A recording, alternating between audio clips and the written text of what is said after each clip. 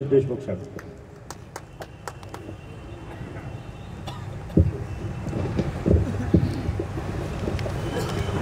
महाराष्ट्र विधानसभेच्या निवडणुकांच्या पार्श्वभूमीवर लातूर शहर विधानसभा मतदारसंघातील प्रभाग क्रमांक 4, प्रभाग क्रमांक 5 व प्रभाग क्रमांक 6 येथील आजच्या या स्नेह भेटीच्या कार्यक्रमाला उपस्थित असलेले लातूरचे खासदार डॉक्टर शिवाजी काळगे, लातूरचे माजी खासदार सुधाकर श्रंगारे, मोईजभाई, विक्रांत गोजमगुंडे, दीपक सूळ, एडवोकेट किरण जाधव, रमेश बियारी जी, प्रकाश कासट जी, संजय बोरा जी, अहमद खां पठान, आसिफ बागवान, कैलाश कांबळे,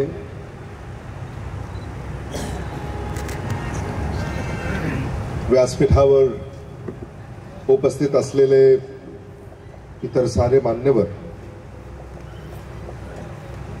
सगळ्यांचीच मला नावं घेता येतील.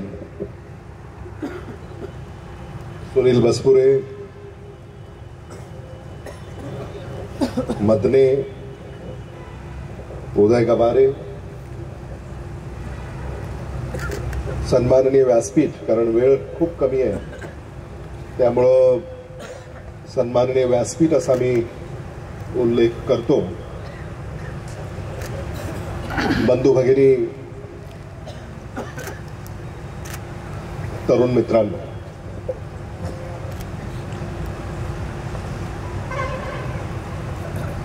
आज आपल्या समवेत एक सुंदर संध्याकाळ या ठिकाणी संपन्न होते याचा मला मनस्वी आनंद आहे.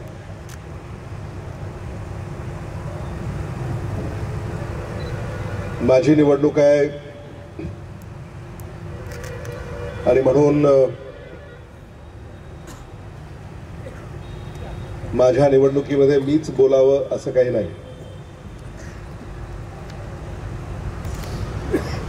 इथे माझ्या सहकार्यांनी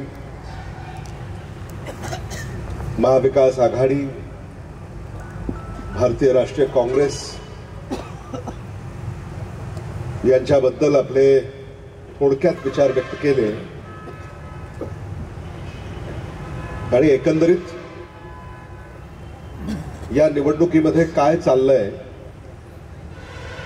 हे आपल्याला लक्षात आलं असेल. सकाळी अहमदपूर येथे विनायकराव पाटील यांच्या प्रचाराचा शुभारंभ केला. सायंकाळी औसा येथे दिनकर माने यांच्या प्रचाराचा शुभारंभ केला आणि आज या क्षणी आपण सगळे या ठिकाणी एकत्रित आलेले आहोत. महाविकास आघाडीला या महाराष्ट्राच्या सार्वत्रिक निवडणुकीमध्ये निवडून आणायचं आहे, यासाठी आपण सगळे या ठिकाणी एकत्रित आलेले आहोत.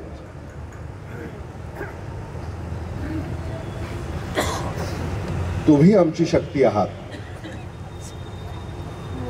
आणि या शक्तीच्या जोरावर आम्ही हा लढा उभा करतोय.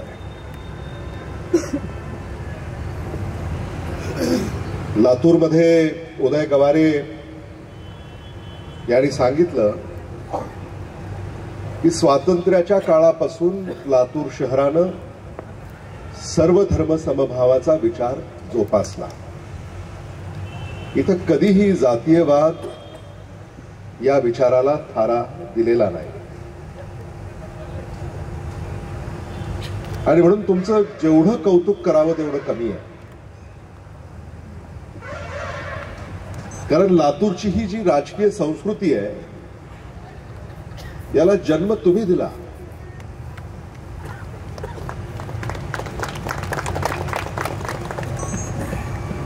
कारण या संस्कृतीला जोपासण्याचं काम आपल्याला करायचं आहे.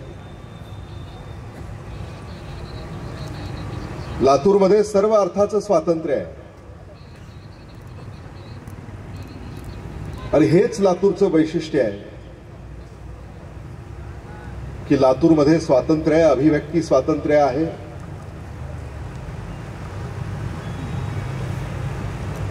काही मुद्दे आता विरोधक उपस्थित करतायत आणि त्या विरोधकांना उत्तर देण्यासाठी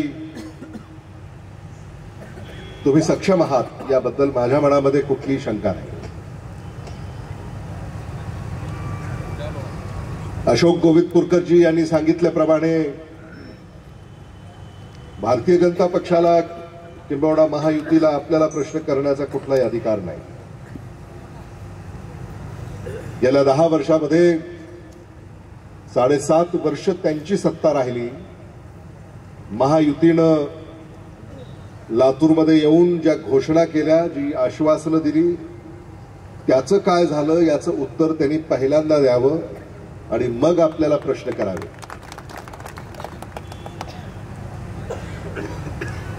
हेच मुद्दे या निवडणुकीमध्ये चर्चेला आले पाहिजे.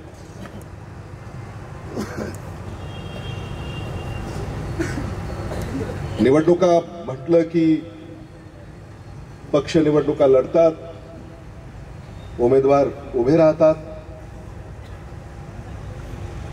मतदारांनी हे ठरवायचं की या उमेदवारांमधून माझा लोकप्रतिनिधी कोण असणार आहे.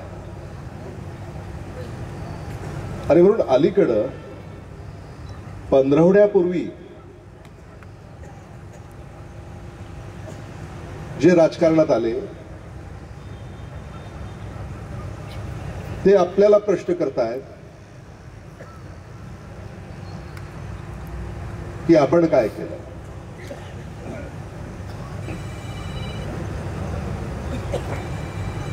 हे सगळेच उमेदवार, या उमेदवारांचं वास्तव्य ज्या ठिकाणी आहे, दारात पाय बाहेर पडला, ज्या रस्त्यावर तो पाय पडला तो रस्ताही काँग्रेसने केलेला आहे. आणि हे आम्हाला विचारतायत कि आपण काय केलं. और मोइज भाई 15 दिन वाले 15 साल वाले से पूछ रहे हैं.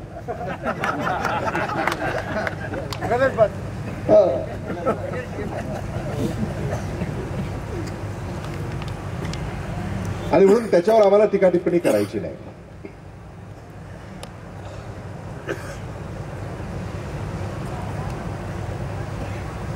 आपण गेली अनेक दशकं एकत्र काम करतोय. खरं म्हणजे तुम्ही आमच्या परिवाराचे सदस्य आहात. इथे काही मतदार नाही आहेत. इथं महाविकास आघाडीच्या परिवाराचे सगळे सदस्य उपस्थित आहेत. त्यामुळे हा लढा आपला आहे. महाराष्ट्रामध्ये महाविकास आघाडीचं सरकार आपल्याला निवडून आणायचंय, कारण महाराष्ट्रामध्ये सामान्य माणसावर होत असलेला अन्याय आपल्याला दूर करायचा आहे. आणि तो अन्याय दूर करण्याची ताकद ही राहुल गांधी, उद्धव बाळासाहेब ठाकरे, शरद पवार, नाना पटोले यांच्यामध्ये आहे. यांना समर्थन द्यायचं आहे. महाराष्ट्रामध्ये जी लूट चालली आहे ती थांबवायची आहे.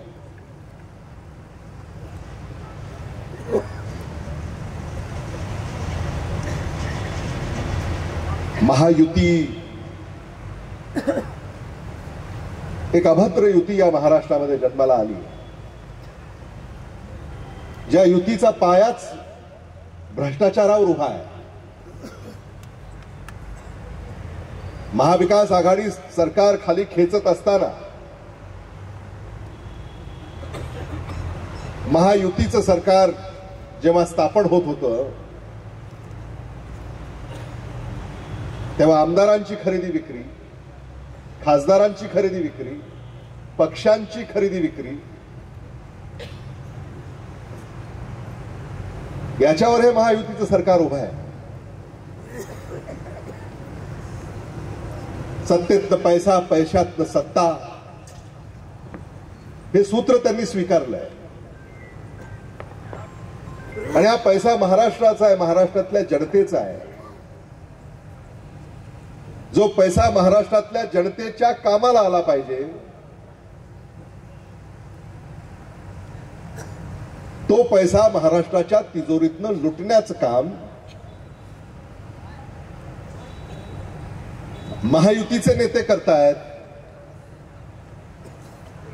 सांगोल्याला सापडली की नाही गाडी पैशानं भरलेली? कुणाचा पैसा आहे? तुमचा पैसा आहे.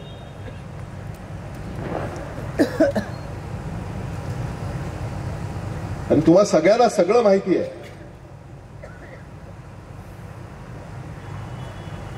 50 खोके एकदम ओके.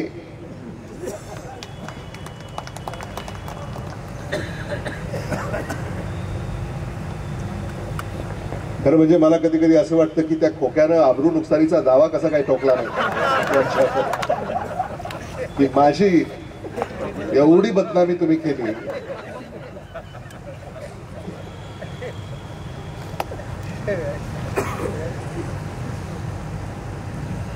ही संस्कृती महाराष्ट्राची नाही आहे. पुढारी कर्तृत्वानं ओळखले जातात, पण अलीकडे पुढारी टक्क्यानं ओळखायला लागू लागलेले आहेत. एखादा टक्का कानावर आला तर आपल्याला लक्षात येतो की हा तो पुढारी.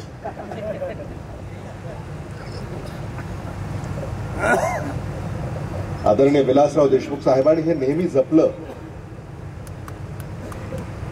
या लातूरमध्ये काय केलं असा प्रश्न उपस्थित करतात. खरं म्हणजे रमेश बियाणीजी, हे सगळं एका षडयंत्राचा भाग आहे.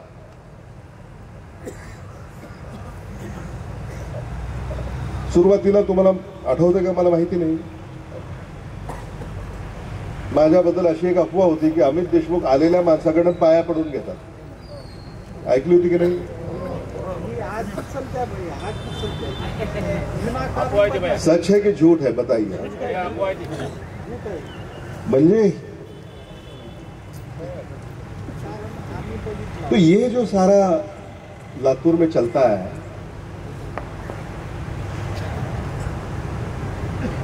ये सारा अफवाहों का बाजार है.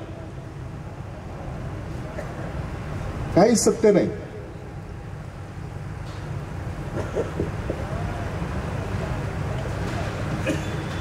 आणि म्हणून विरोधकाकडे दुसरा कुठला मुद्दा नाही, मग काहीतरी अफवा, आरोप, बुद्धिभेद एवढं करायचं. लातूरमध्ये गेल्या 50 वर्षामध्ये कुणाच्या केसाला धक्का लागला नाही, हे सत्य आहे. लातूरमध्ये गेल्या 50 वर्षामध्ये कुणाकडनं खंडणी मागितली नाही. किंबहुना कोणी मागितली तर त्याच्यावर चाप आणण्याचं काम देखील आम्ही केलं. कायदा आणि सुव्यवस्था राखला.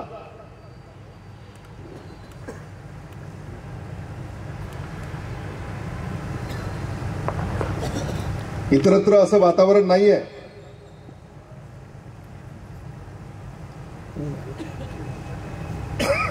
इतरत्र असं वातावरण नाहीये, हे देखील मला आपल्याला सांगायचं. खूप बोलता येण्यासारखं आहे, पण आता 10 वाजत आलेले आहेत.